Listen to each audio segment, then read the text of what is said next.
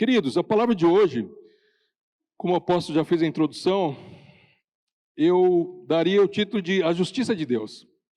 E aqui é Jesus que está falando.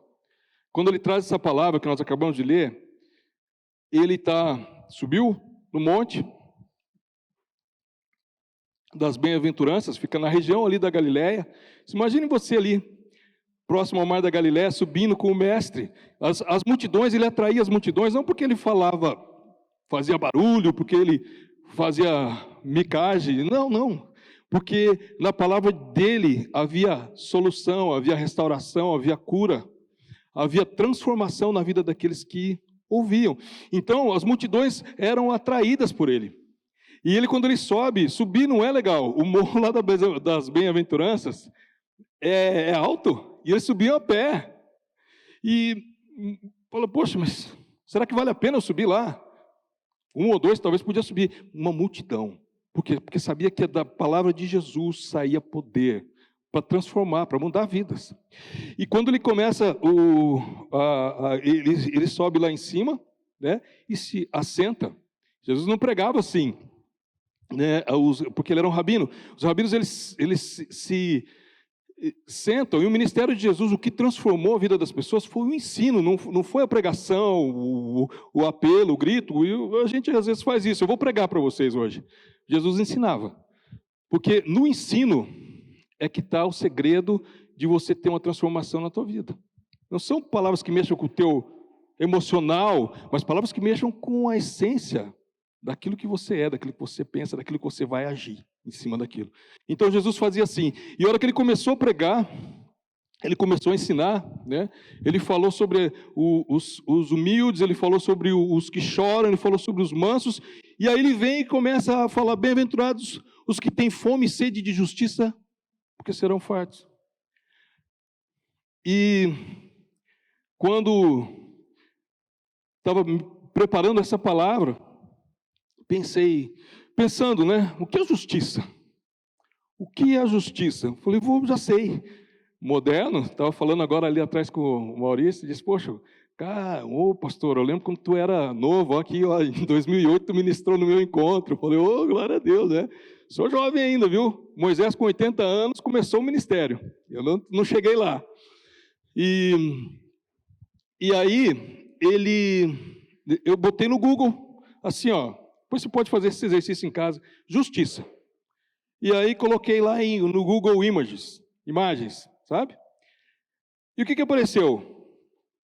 Cara, apareceu alguma coisa que é familiar a todos. A maioria das imagens que aparecia ali era de uma estátua.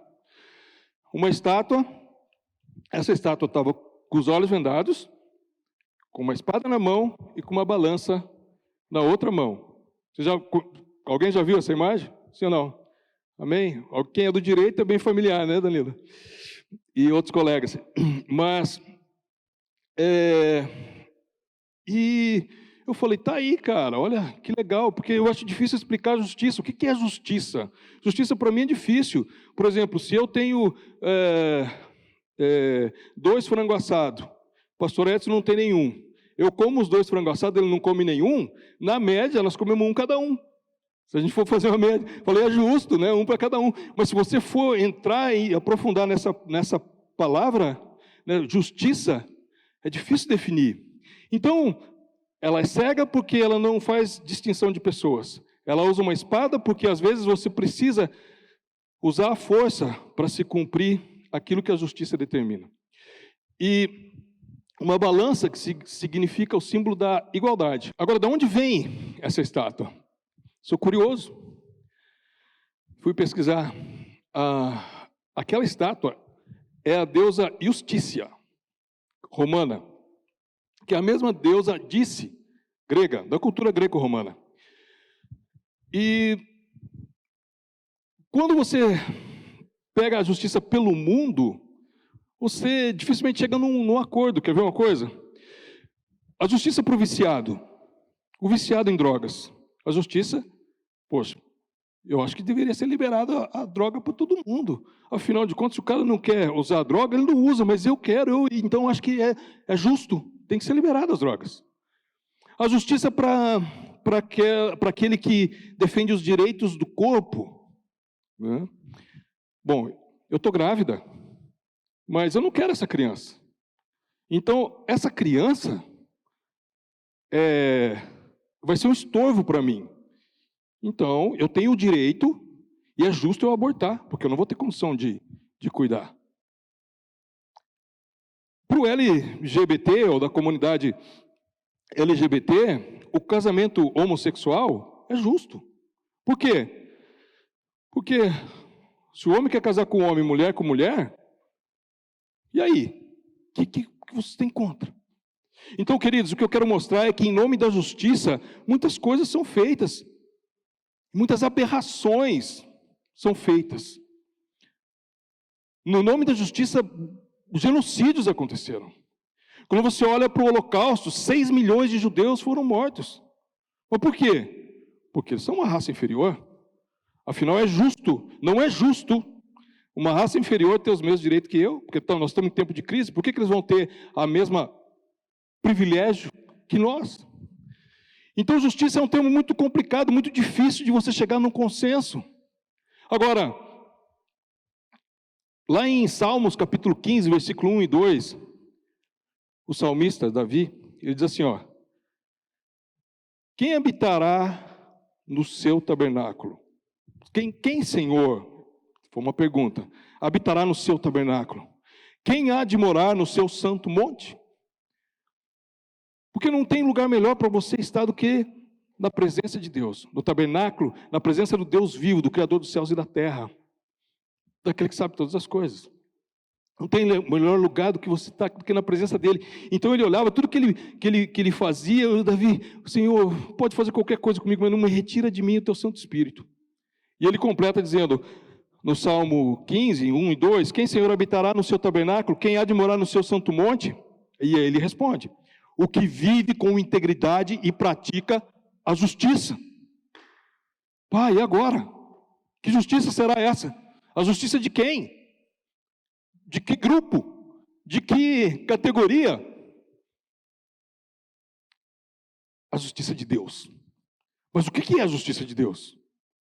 A justiça de Deus, o que seria então a justiça de Deus?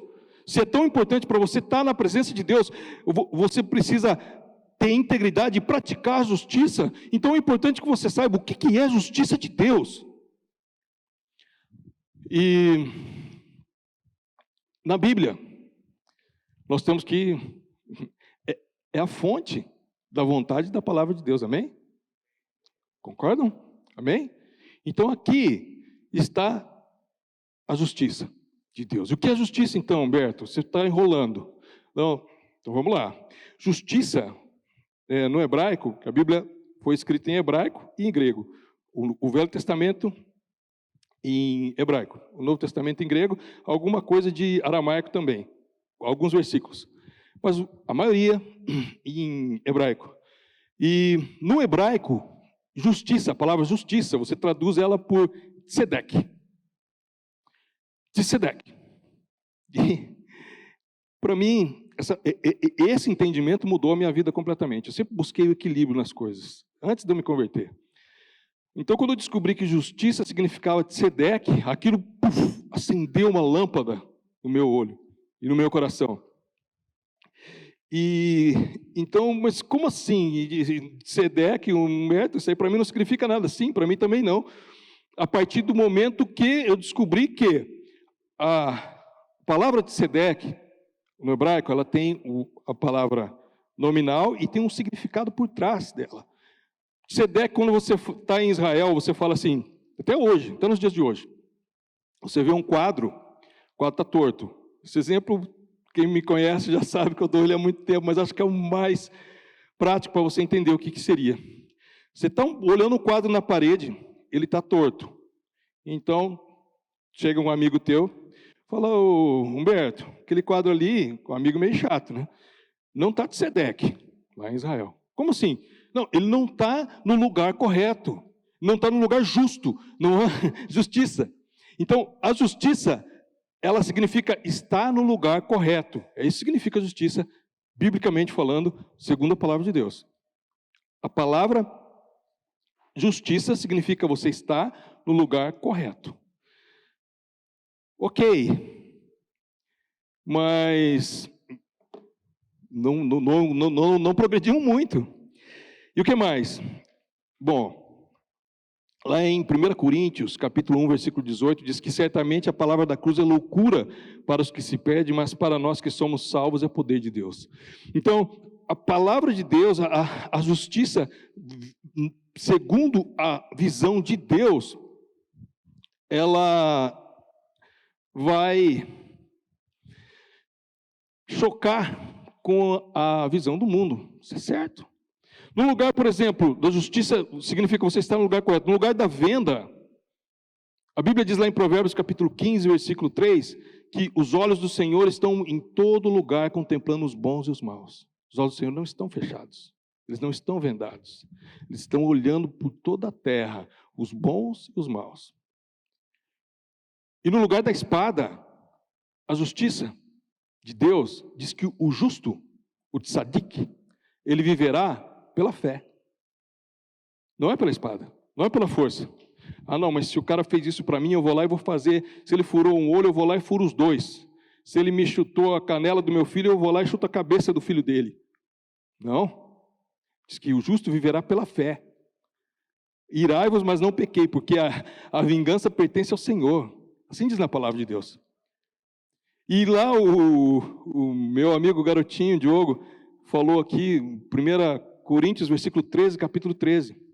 E diz que, quando ele fala sobre os dons daquele capítulo, Paulo está dizendo, ele termina, né, dizendo assim que, olha, os dons, todos esses buscar com zelo os melhores dons, e isso é bom, mas haverá um dia que os dons todos passarão.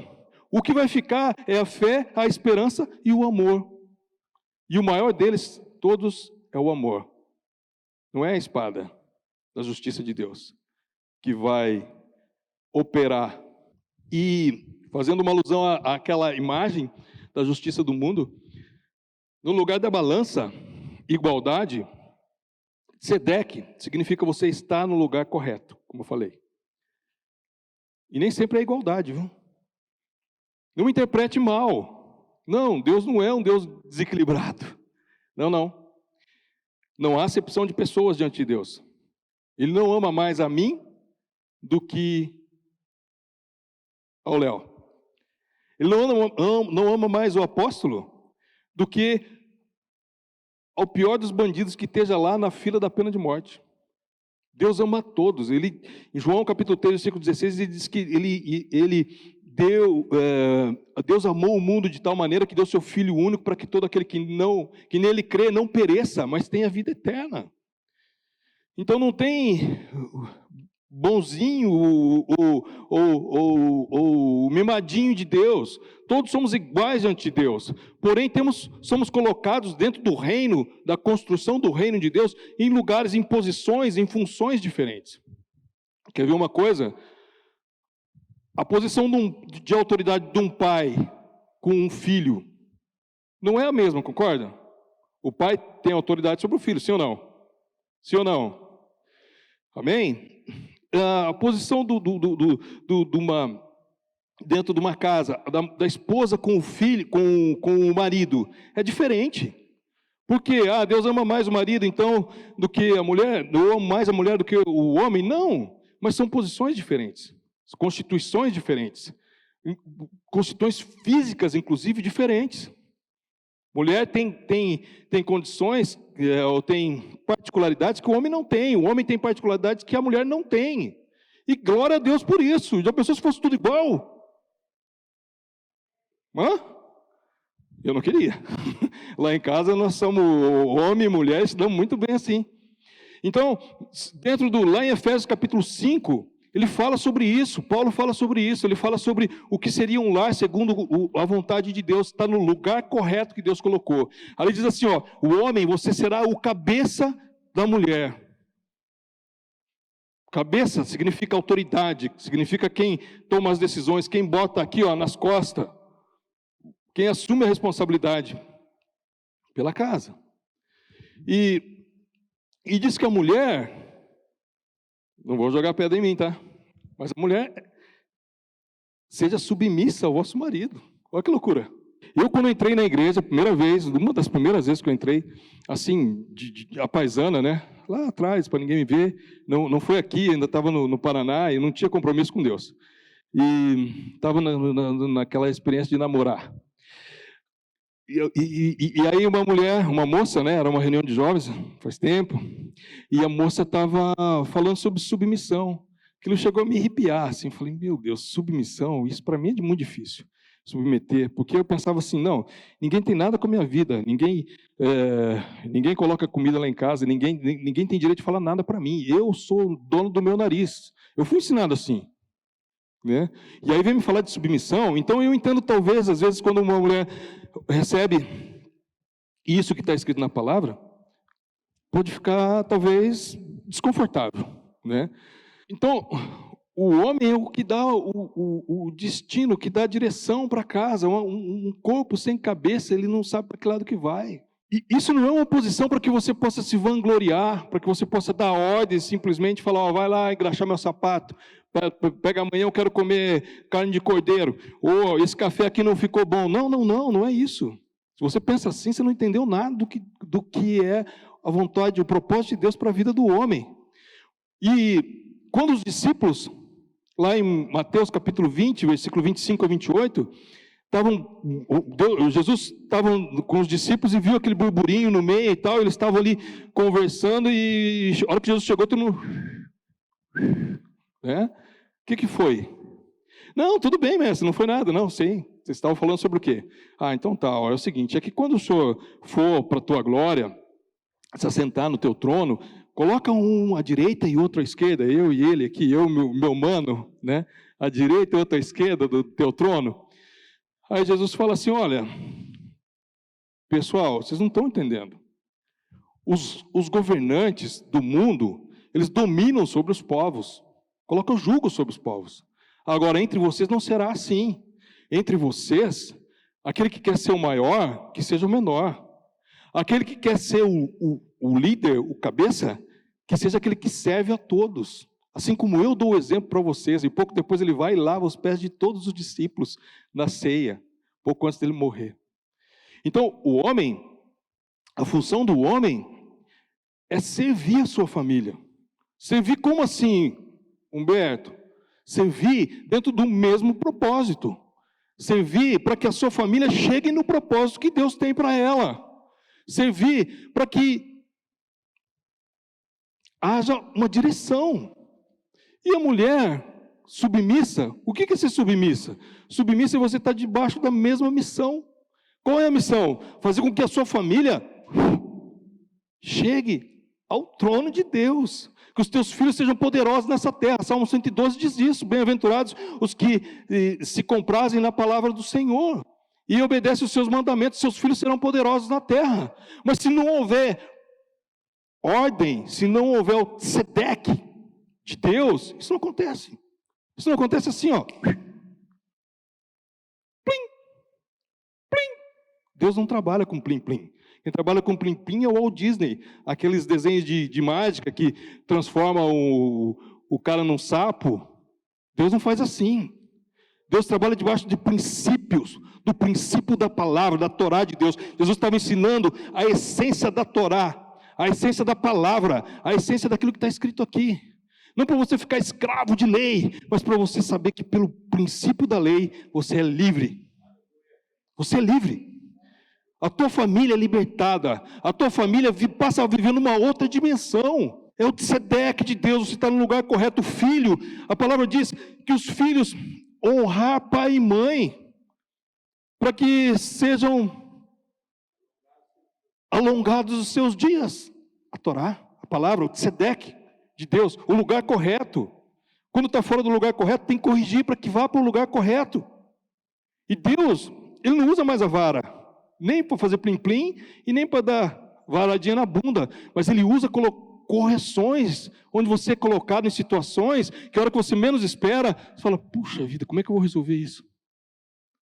Por quê? Porque Deus está avisando, Deus está falando, Deus está dando direção, mas você saiu fora da justiça, saiu fora do lugar correto. A igreja, pastor, líder, ovelha, Não escolhe para ser. É Deus que chama.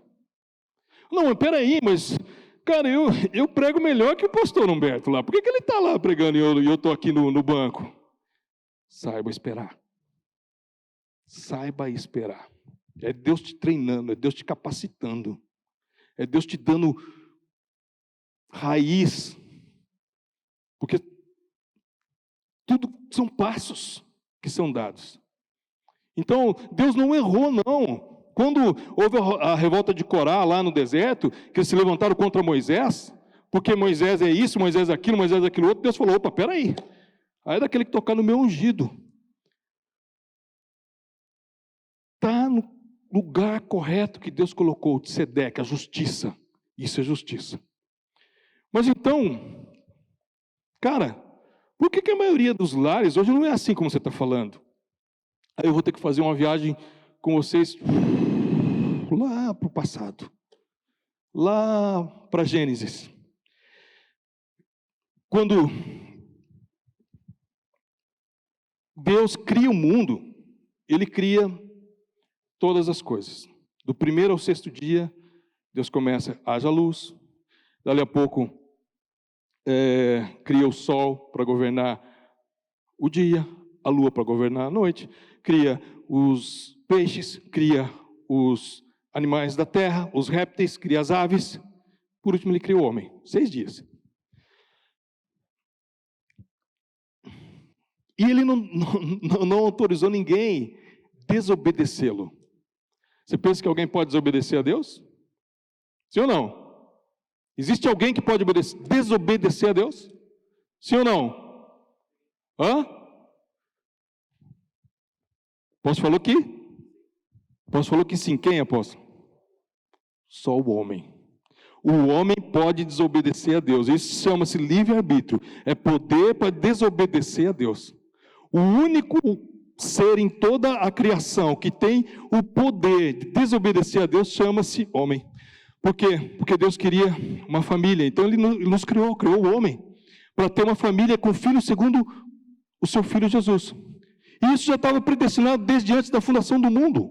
Isso não é novidade. Que aconteceu? Não.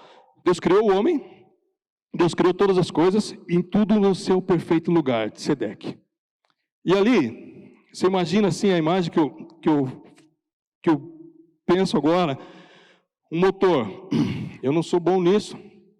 A memória que eu tenho de motor de carro é de 20 anos atrás. Eu não entendo nada de carro muito, mas o que eu lembro é o seguinte: o pistão, né, o combustível estoura, o pistão sobe, vira o girabrequim começa a rodar, mais ou menos, Léo? E aí, opa, deu um positivo ali. E aquele motor começa a girar, e ele faz com que as engrenagens rode as rodas do carro, roda uma turbina, roda até um foguete, o motor. Tá? Então, quando você tem, imagina a criação como um motor perfeito, jamais vai quebrar. Cada coisa no seu devido lugar. Aí, de repente, o pistão, que é aquele negócio que vai fazer o girabrequim rodar, para depois... Tem 6, vamos botar um carro de 6 cilindros, pode ser? Um desses pistão, o homem, fala assim, cara, deu para ti. Eu não quero mais saber esse negócio vai e volta, vai e volta, vai e volta, vai e volta. Não, isso não é para mim. Ô Deus, o Senhor me deu o poder para desobedecer? Dá licença que eu estou indo embora. Pegando minhas traias, estou indo embora. O que vai acontecer com o motor? O motor começa a funcionar mal. Começa a queimar óleo, começa a soltar fumaça. E daqui a pouco vai estourar junto, esse motor vai fundir.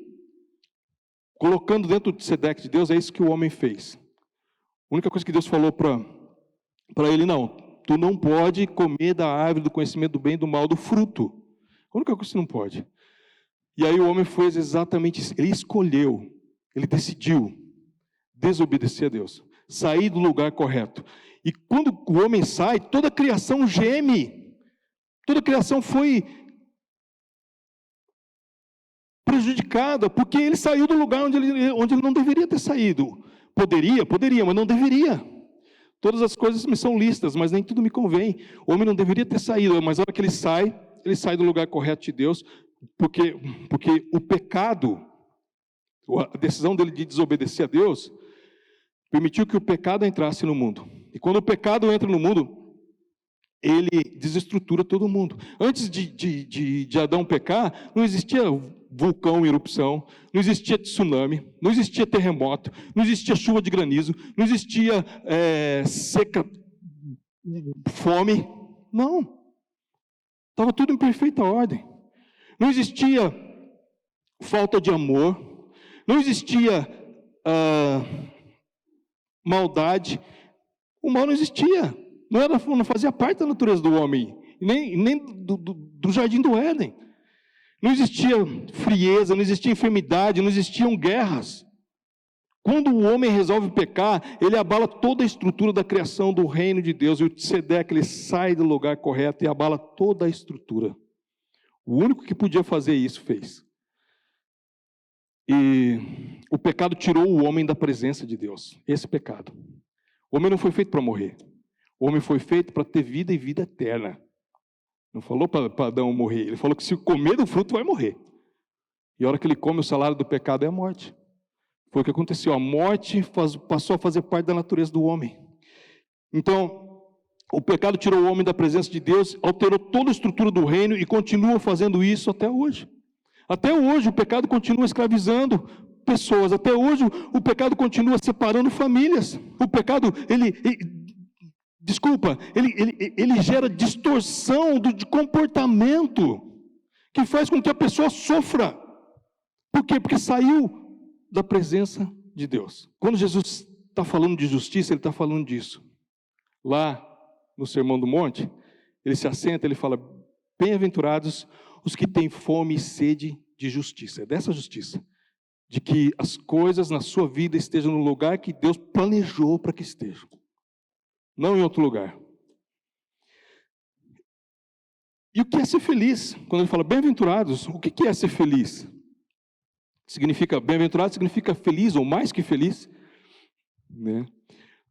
A felicidade é algo que se debate demais também.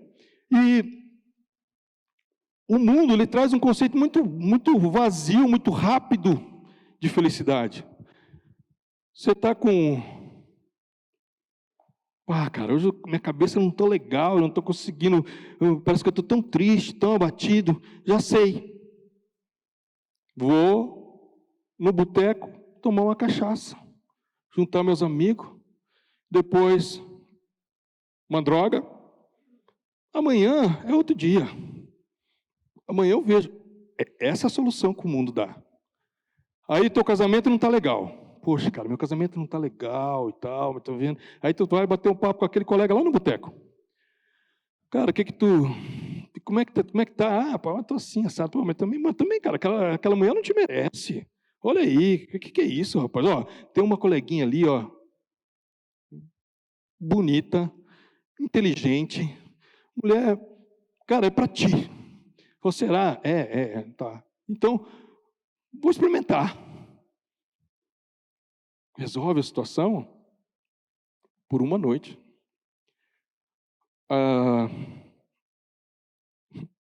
Eu tô sem... Cara, eu tô sem dinheiro, não tenho o que fazer mais. O que eu vou fazer? Já sei. Vamos lá. Eu vou no caixa eletrônico do Banco do Brasil, botar uma bomba e pego toda a grana que tem lá, resolvo o meu problema. O mundo traz soluções fáceis, mas as soluções que realmente trazem restauração e trazem cura não são fáceis. O mundo trata os efeitos, mas Deus, Ele traz a proposta de que você trate a causa daquilo que está fazendo, te tirando da vontade dEle. E nem todos estão dispostos a investir num casamento que está difícil, porque isso vai levar tempo, isso vai demorar, isso vai ser sofrido. Nem todos estão dispostos a investir na vida de um filho que está, talvez, nas drogas, porque eu já dei do bom e do melhor. Eu já fiz tudo o que podia fazer. Coloquei nos melhores colégios e não dá resposta. Não é essa a solução que Deus dá. O conceito de felicidade no reino de Deus é você tratar a causa, aquilo que está separando do Tzedeque, aquilo que está tirando da justiça. Não existe felicidade, não existe bem-aventurança, bem-aventurados, sem que haja justiça. Não existe. Existem paliativos. Mas Deus quer que você vá na raiz. Por isso lá em Mateus capítulo 6, versículo 33, está escrito assim, ó. Buscai em terceiro lugar o reino de Deus e a sua justiça, e as demais coisas vos serão acrescentadas. Amém? Não é assim? Como assim? Espera aí. Vocês estão de brincadeira comigo. Eu achei que eu tinha decorado. Como é que diz aí, Danilo? Em que lugar? Buscar em primeiro lugar o reino de Deus, a sua justiça. E as demais coisas serão acrescentadas. Note, o reino e a justiça. Primeiro. Eu falei de propósito o terceiro. Eu sabia que era o primeiro. Mas por que a gente faz assim?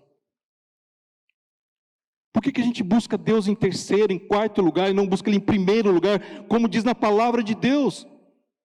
Você busca no conselho da mamãe, você busca o conselho do vizinho, você busca alegrar o teu interesse, você busca a tua faculdade, você busca a tua promoção, você busca tantas coisas, mas e Deus? Ele diz, buscar em primeiro lugar o reino de Deus, a sua justiça, e as demais coisas serão acrescentadas. Mas nós não fazemos isso. Simplesmente nós nos esquecemos do que ele diz.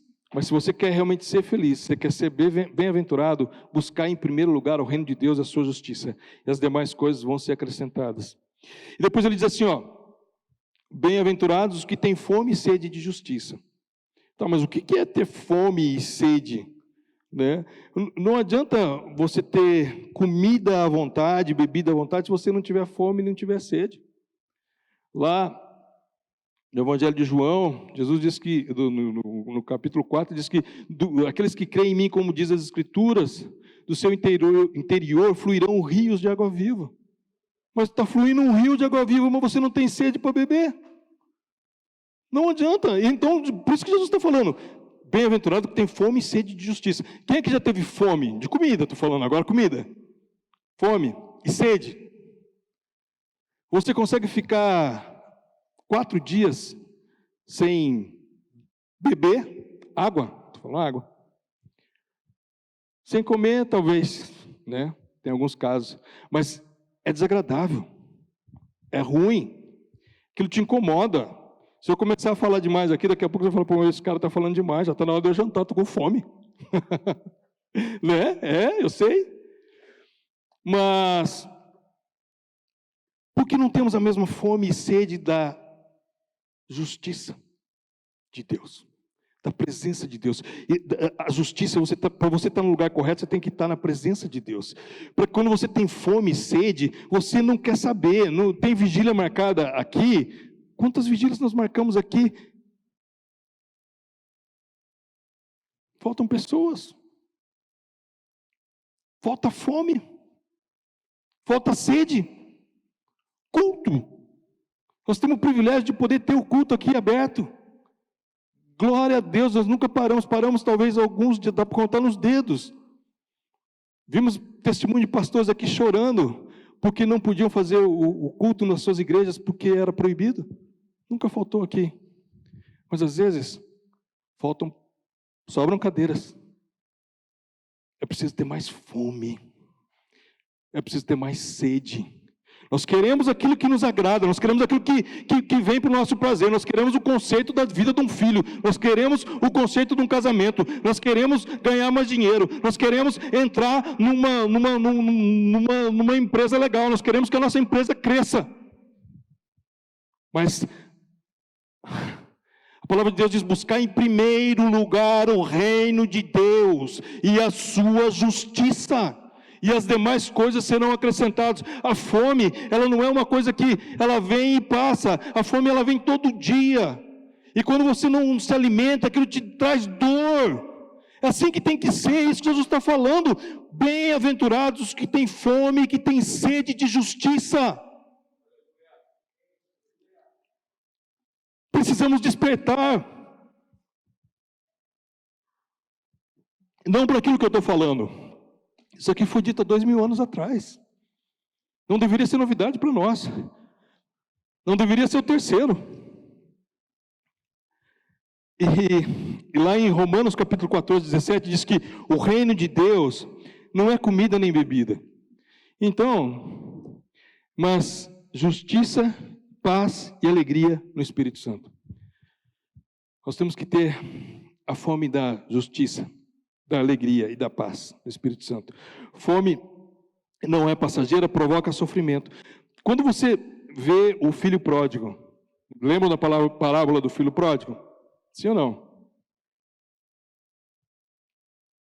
Ele vai, ele pega o dinheiro e tal, dá tchau para o pai, gasta toda a grana dele. Aí, a hora que ele não tem mais o que fazer, ele chega: vou lá com meu amigo que ele tem uma criação de porco, então eu vou comer, me alimentar das alfarrobas dele. Por quê? Porque ele tinha fome. Se eu não comer, eu vou morrer. Mas enquanto ele estava comendo aquilo que os porcos comiam, a fome dele não foi saciada. Ele só teve quando ele entrou em inanição, que ele não tinha mais para onde correr. Então ele volta para a casa do pai. É na casa do pai que existe o alimento, que existe a posição, que existe a dignidade, que existe aquilo que ele sonhou para a tua vida. Não é lá comendo lavagem de porco. Se você está comendo aquilo que Deus não te colocou para comer, você está no lugar errado. Isso eu quero te dizer, meu irmão. Você tem que voltar para a casa do seu pai. É na casa do pai. E se eu tiver essa fome e essa sede, então, Humberto, de justiça, o que vai me acontecer? Não digo eu, mas o Senhor, ele diz assim, ó: bem-aventurados que têm fome e sede de justiça, porque serão fartos. Serão fartos. Você tem fome, você tem sede. Se você tem fome e sede de justiça, você vai ser farto. Essa é a promessa de Deus. E ele diz, lá em Apocalipse capítulo 21, ele diz, quando Jesus voltar para reinar nessa terra, nós reinaremos com ele. E as ruas vão ser ruas de ouro. Os lagos vão ser de cristal. Não vai mais precisar ter luz. Sabe por quê? Porque a glória do Senhor vai resplandecer toda a Nova Jerusalém. E o seu cordeiro será a lâmpada, o Messias, Jesus Cristo de Nazaré. Ele vai ser a lâmpada. Essa é a promessa. E miserável homem que sou, se essa promessa não estiver ardendo no teu coração. Isso que move, tem que mover a igreja. Aí tu vai falar para mim assim, pastor, tu não está entendendo. O meu negócio é o seguinte, segunda-feira agora aqui, ó, eu estou indo no cartório assinar meu divórcio. Apocalipse 21 para mim está muito longe, cara. Eu não tenho o que fazer. Eu não tenho solução. Você não está entendendo. A comida lá em casa, hoje nós comemos o último ovo que tinha. Não é para o Apocalipse 21. Eu preciso de um emprego, estou desempregado há 6 meses. Eu não sei qual que é a tua realidade. Mas eu sei o que Jesus fala. Quando os fariseus pegam e botam ele na parede e começam a falar, papapá, querendo pegar ele, sabe? Queriam pegar ele no pulo. E fala, mas então quando virá esse reino? Né? Lá em Lucas capítulo 17, versículo 21, Jesus olha para eles e diz assim, olha, o reino de Deus está dentro de vós. O reino de Deus está dentro de vós. Você está entendendo? Sim ou não? Está entendendo, querido? O reino de Deus já está, ele não vai precisar vir, ele já está dentro de vós. Você precisa colocar isso em prática. Não vai ser com varinha de condão, não vai ser algo que... Não. São com coisas práticas, medidas práticas. Lá em Lucas capítulo 16, Jesus diz assim: aqueles que crerem em meu nome expulsarão demônios. Não é lá em Apocalipse 21, é agora. É agora. O demônio entrou no teu território, está trazendo confusão dentro da sua casa, está trazendo intriga, está trazendo briga entre você e teu marido, briga entre você e teus filhos. Mas tudo bem, né, cara? É assim, a gente tem que levar a vida assim mesmo, porque lá no céu eu vou reinar. Não, o reino de Deus já está dentro de vós. Está dentro, para você colocar em prática aquilo que Ele já colocou dentro de você. Toda a justiça, o tzedek de Deus, Ele está dentro de você. Você precisa manifestar a presença de Deus na sua vida. Então quando você diz assim, para que isso, Humberto? Para quê? Para dar glória a Deus. Quando você expulsa um demônio de um endemoniado, que ele cai no chão, com o olho todo revirado, babando, tremendo, e às vezes não precisa estar assim. Às vezes simplesmente está ali, causando a perturbação dentro daquele ambiente.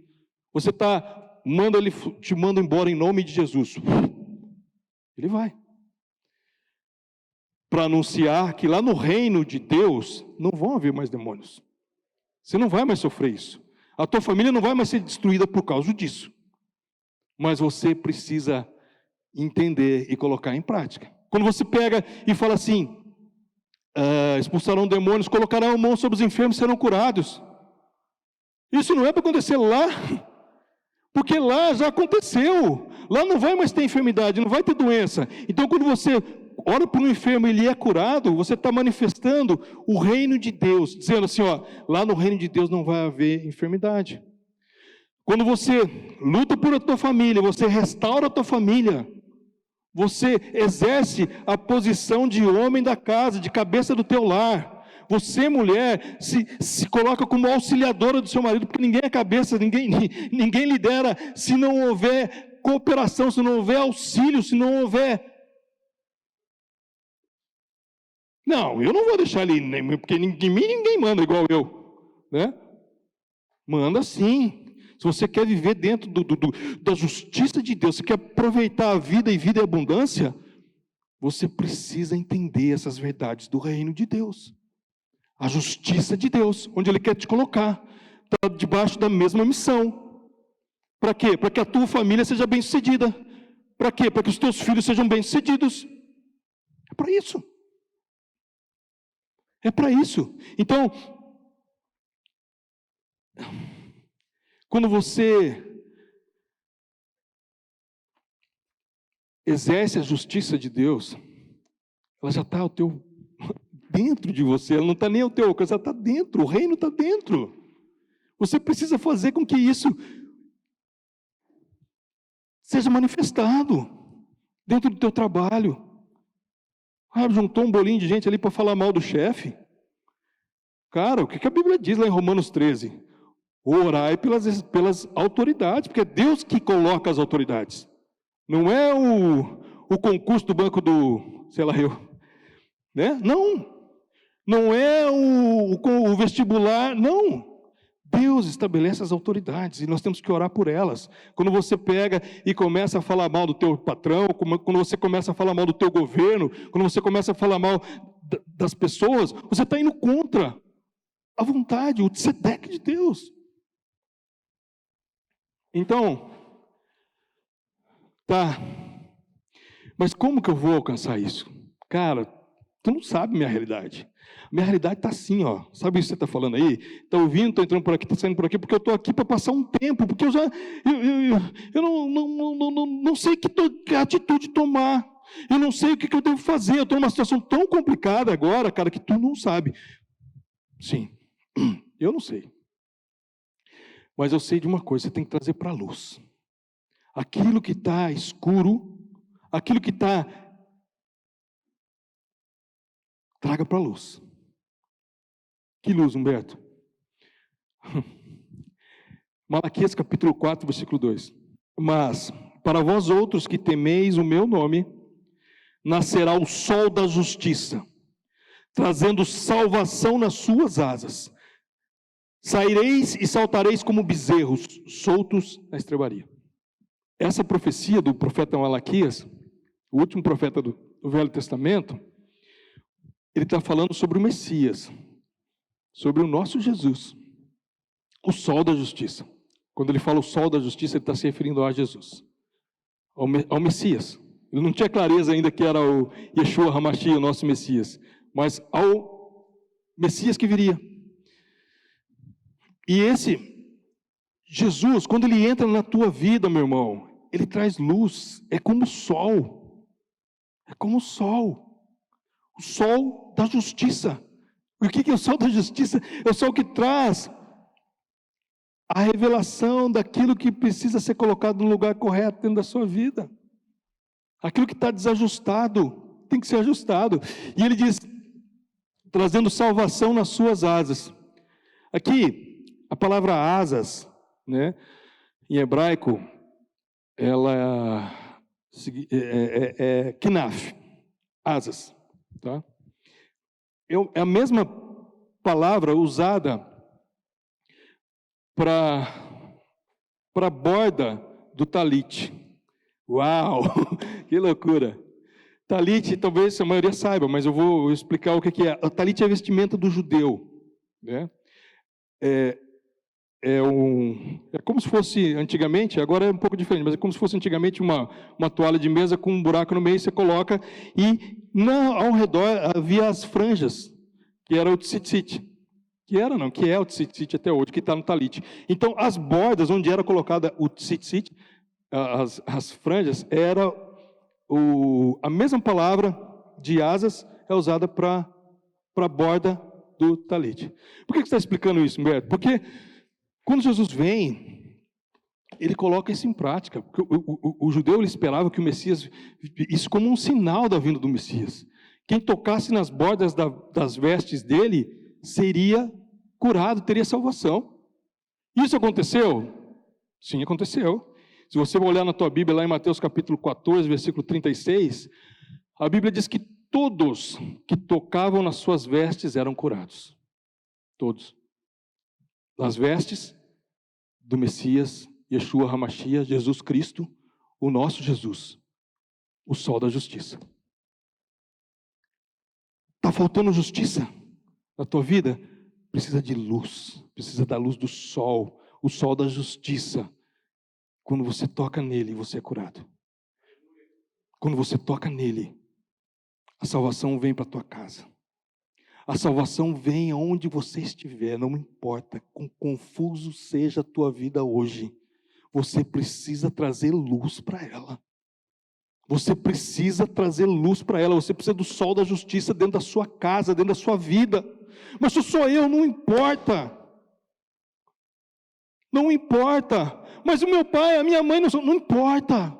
Você faz a diferença lá, não porque você é o ó do Borogodó, porque Deus se preocupa contigo, Deus se preocupa com os seus filhos, para cumprir as palavras que Ele lançou. As promessas, cada uma delas, e dizem que são mais de 8.000, nunca contei, são para aqueles que são filhos de Deus.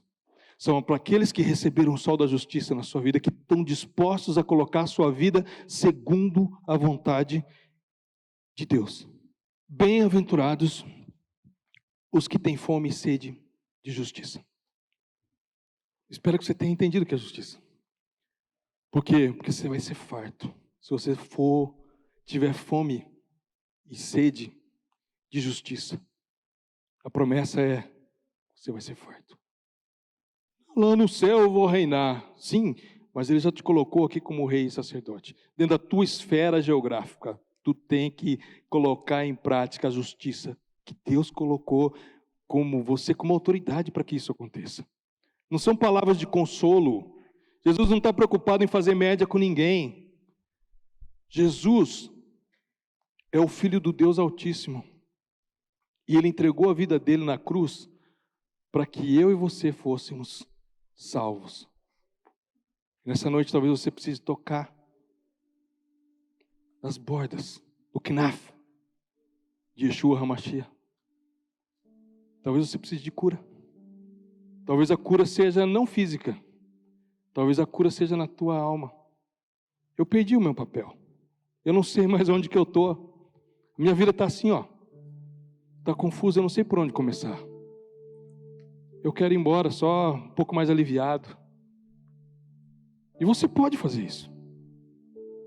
A escolha é tua. Você pode sair daqui, por aquela porta, se sentir mais aliviado. Chega em casa, eu não sei ainda se tem a musiquinha do Fantástico. Aí a hora que você ouvir aquela música, fala, pai, amanhã é segunda-feira, eu tenho que trabalhar. Vai começar tudo de novo. Todo o meu sofrimento, toda a minha dor, toda a minha angústia. Ou você pode pegar dessa palavra e fazer uma palavra rema para a sua vida. Para você se decidir, não, eu sou o embaixador da justiça de Deus nessa terra, para exercer dentro da minha casa, para exercer dentro do meu trabalho, para exercer no meu ministério. Quem sabe você sonhou tantas vezes em ser um pastor. Eu sonhava em ser um pastor. Calado. Nunca pedi. Nunca falei para o apóstolo. Assim, apóstolo, me coloca de pastor. Falei, apóstolo, alguma vez? Nunca pedi. Sabe por quê? Porque eu sei. Eu sei que a resposta está nele. Está nele.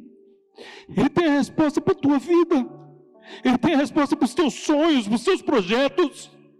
Não importa. Eu quero te dizer que não estão mortos. Os sonhos que Deus colocou na sua vida não estão mortos. Ele é um Deus que ressuscita sonhos. Sabe o que é isso? Para quem ressuscitou um homem, o que custa ressuscitar um sonho que Ele deseja para você? Nessa noite Deus quer fazer isso.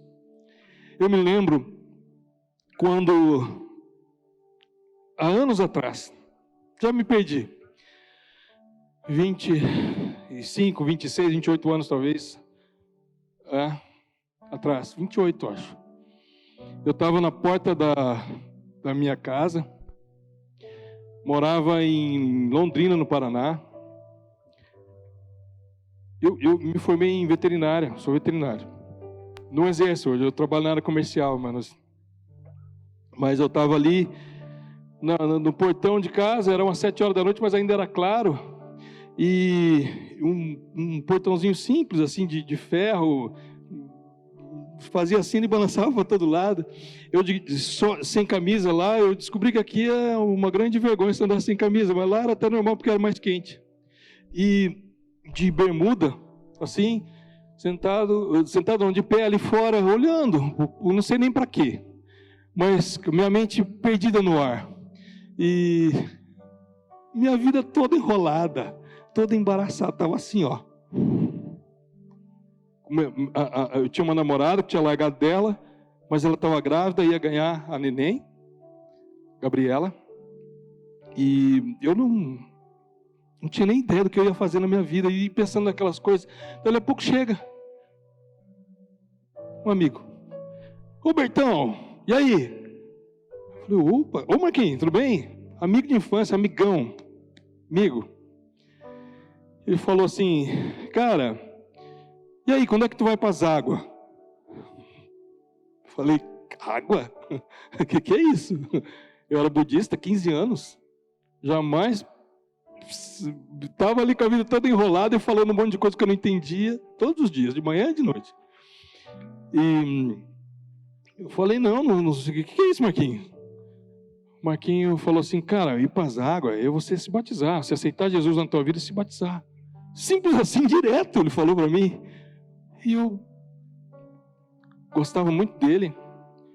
E olhei para o Marquinhos e falei, cara, não quis. Na minha cabeça eu pensei assim, nunca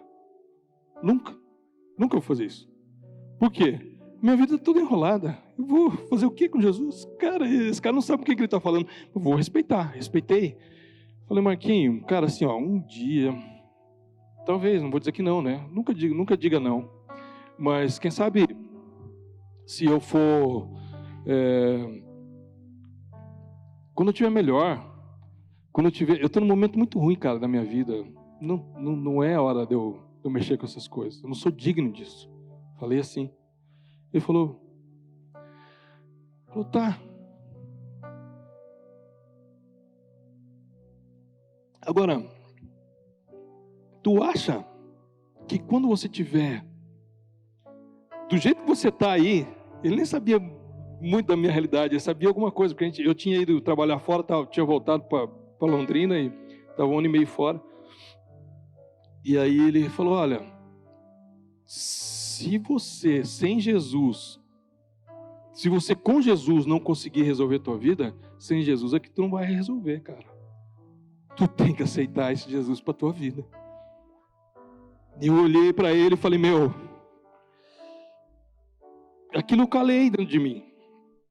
E ele largou aquela semente e eu falei, não, valeu, obrigado, Marquinhos, tá? Valeu, tchau, tchau. Mas aquilo ficou comigo.